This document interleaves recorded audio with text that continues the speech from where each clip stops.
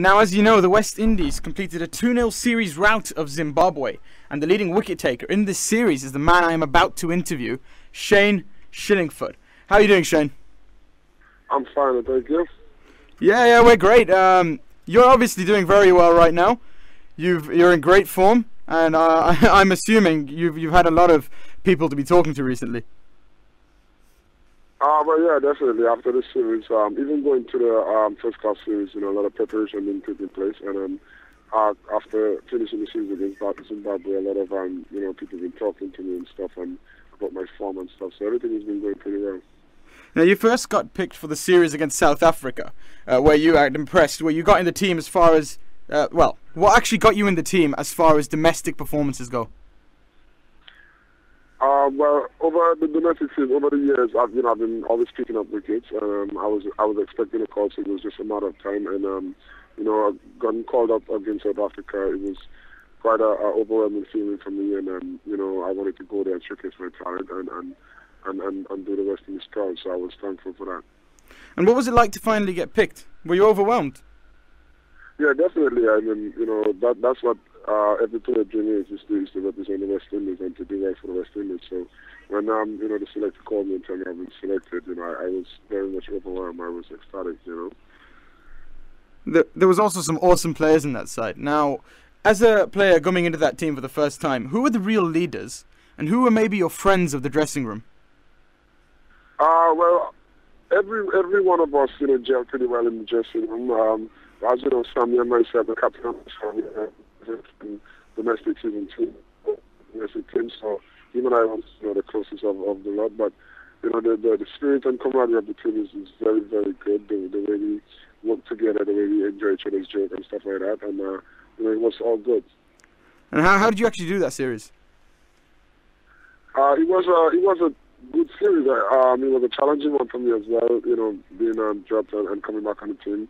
So always additional pressure, having everybody looking at you to do well, and especially going home, to continue to perform home and giving your fans something to share about. So, something I had a lot of thought I gave to, but I was full of confidence, and I know my coach and everybody believed in me. So I just wanted to go out there and work hard and continue doing what I do. You've obviously suffered from quite a few setbacks in your career as well. What was it like being, obviously dropped, and how did you manage to get yourself back up from that disappointment? Well, in growing up, I always, there's some ways about me, or some things that I always learn, it's when you fall down, how well you do when you get back up. I just saw it as a setback in life, and there's something I got to deal with. Sorry. I just had to go through what things I had to go through, and I thank the West Indies for investing in me and stuff, the way that they handled it, and thank God that everything came out pretty well. Now, when did you actually start thinking to yourself as a kid that you wanted to become a cricketer? Well, cricket in my village is very popular. It goes way back in my family. My dad himself was a spin bowler. My brother was a spin bowler. I initially started playing for my country as a batsman, batting at number 3. But okay, seeing that my brother, Ray Kazumi, he played for the West Indies under 19. He's a left-arm spinner. So that's when I took it on, and then him and I started working in the nets and stuff like that, and I enjoyed it. And for some time I wasn't taking it that serious, but when I get called up for my country and I started doing well, then that's when I started taking it on seriously, and I thought that I could make a career out of that. And the West Indian side as well for you growing up was very exciting. So who were maybe your inspirations growing up in terms of the players in the side? Well, definitely, I loved Brian Lara, the way that he went about his business. He was breaking records and stuff, and a couple other guys like Muli Teran and Shane Warne, and just the way that they operate, as a spinner.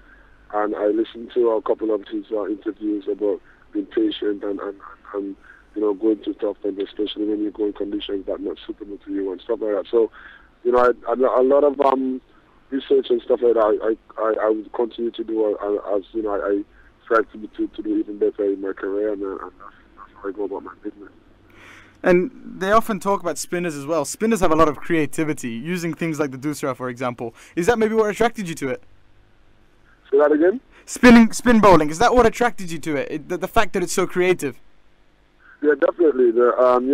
Spin bowling is an art. It's not just something you just make it on and do. I mean, anybody could spin a ball, but when you need, quality batsmen and stuff like that, where you have to work out the batsmen and get them out, it's something that you have to give a lot of practice. It's something very interesting. It's something that you've been very creative with, and that would determine how good of a bowler you are.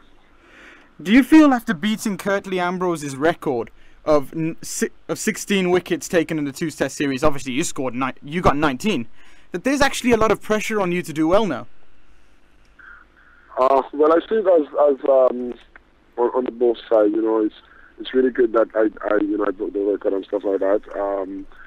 But I will continue to play as I play. I know cricket is a funny game, the way that how the game goes up and down with individuals, but it's a matter of you keeping calm and staying humble as much as possible. And when you get the job to do at hands, you go out there and give it all.